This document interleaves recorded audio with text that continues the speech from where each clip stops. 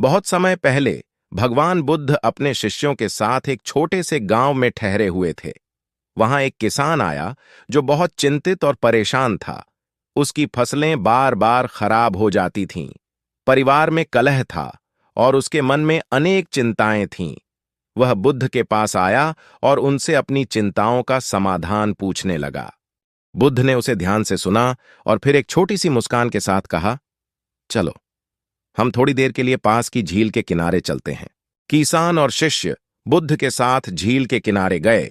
बुद्ध ने एक प्याला पानी का भरकर किसान को दिया और कहा, इस पानी को पियो। किसान ने पानी पिया और तुरंत ही उसे कड़वा और गंदा महसूस हुआ। उसने बुद्ध से कहा, गुरुजी, यह पानी तो बहुत गंदा और कड़वा है। बुद्ध ने मुस्कुराते हुए कहा, अब इस प्याले को वहीं झील में डाल दो और कुछ देर प्रतीक्षा करो। किसान ने वैसा ही किया। थोड़ी देर बाद बुद्ध ने फिर से किसान को झील से पानी भरकर पीने के लिए कहा। किसान ने पानी पिया और इस बार वह पानी शुद्ध और मीठा था। बुद्ध ने समझाया, तुम्हारे मन की चिंता इस गंदे पानी की तरह है। जब तुम उसे अपने मन में बनाए रखते हो तो वह गंदी और कड़वी हो जाती है, लेकिन जब तुम उसे समय देते हो और उसे बहने देते हो तो वह शुद्ध और शांत हो जाती है। किसान ने पूछा, लेकिन गुरुजी, मैं अपने मन की चिंताओं को कैसे बहने दूं? बुद्ध ने उत्तर दिया, अपने मन की चिंताओं को स्वीकार करो, उन्हें अनुभव करो, लेकिन उन्हें अपने ऊपर हावी मत होने दो। जैसे यह झील का पानी धीरे धीरे साफ हो गया, वैसे ही तुम्हारा मन भी शांत हो जाएगा। बुद्ध ने आगे कहा, हमारा मन एक शांत झील की तरह है। जब उसमें अशांति और चिंताएं होती हैं तो वह गंदा और अस्थिर हो जाता है, लेकिन जब हम उसे समय देते हैं, ध्यान और आत्मनिरीक्षण करते हैं, तो वह फिर से शुद्ध और शांत हो जाता है। चिंता को दूर करने के लिए हमें उसे समझना और स्वीकार करना सीखना होगा।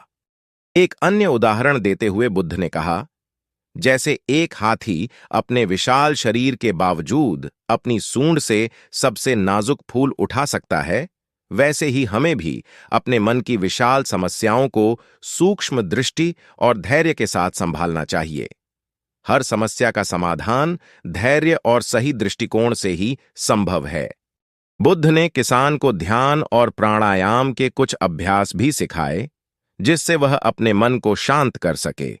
उन्होंने कहा, जब तुम अपने मन को केंद्रित करोगे और अपनी सांसों पर ध्यान दोगे, तो तुम्हारी चिंताएं धीरे धीरे कम हो जाएंगी। किसान ने बुद्ध की बातों को गहराई से समझा और उनके द्वारा सिखाए गए ध्यान और प्राणायाम को अपने जीवन में अपनाया। उसने पाया कि उसकी चिंताएं कम हो गईं और उसका मन शांत और स्थिर हो गया।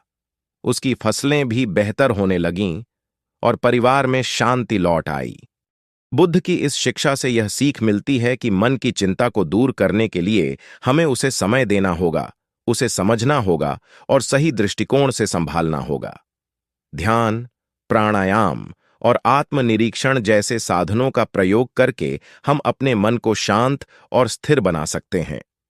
चिंताओं को स्वीकार करना और उन्हें समय देना ही उनके समाधान की कुंजी है। दोस्तों, मैं उम्मीद करता हूं कि आपको ये कहानी दिल से अच्छी लगी होगी। इस वीडियो को लाइक और सब्सक्राइब जरूर करना। नमो बुद्धाय।